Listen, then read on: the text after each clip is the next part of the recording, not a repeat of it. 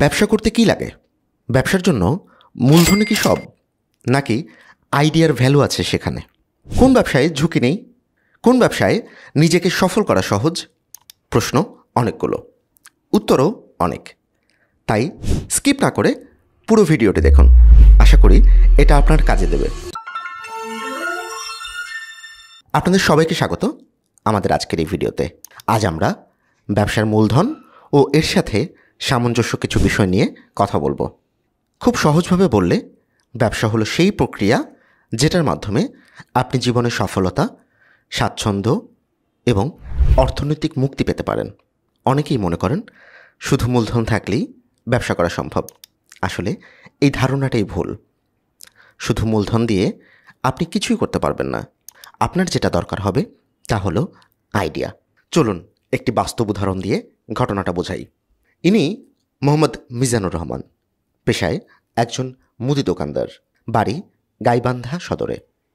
এসেছেন source of agro থেকে magic machine কিনতে। কিন্তু কেন তিনি ম্যাজিক মেশিন কিনলেন? ওনার আইডিয়াটা বা কী?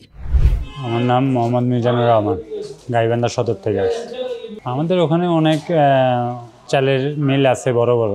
তা আমি ভাবলাম যে হলো ছোট বাসাবাড়ির লাইনেও করা যায়, সেজন্য ভাবলাম যে এটা নেই। তারপরে আমাদের ওইদিকে হলুদ মরিচের ভাঙার মেশিন নাই, আছে সদরে, গ্রামের ভিতর তো আর নেই।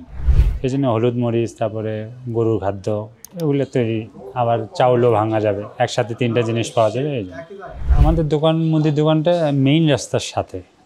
তো যে কোনো একটা রাইস মিল দিতে গেলে রাস্তার সাথেই প্রয়োজন হয়।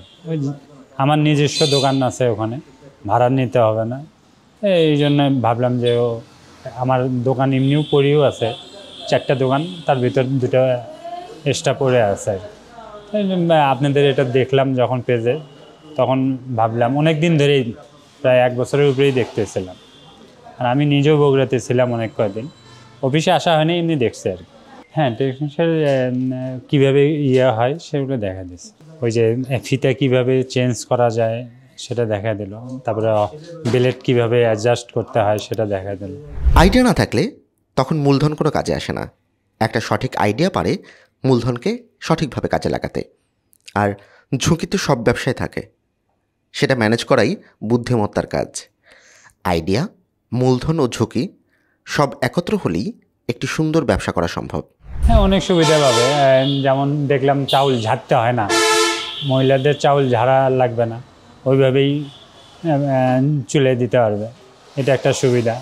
তারপরে গরু খাবার প্রস্তুত করা, এটা সুবিধা। যা ওখান থেকে দেখা গেছে গাড়ি ভাড়া অনেক বেশি পড়ে, ওটা লাগবে না। 2-3 কিলোমিটারের ভিতর আমারটা হবে আর কি। আসলে সব কিছুর পাশাপাশি দরকার সততা ও পরিশ্রম। যখন সবগুলো বিষয় একত্র হয়, কেবল তখনই তৈরি হয় একটি সফলতার গল্প।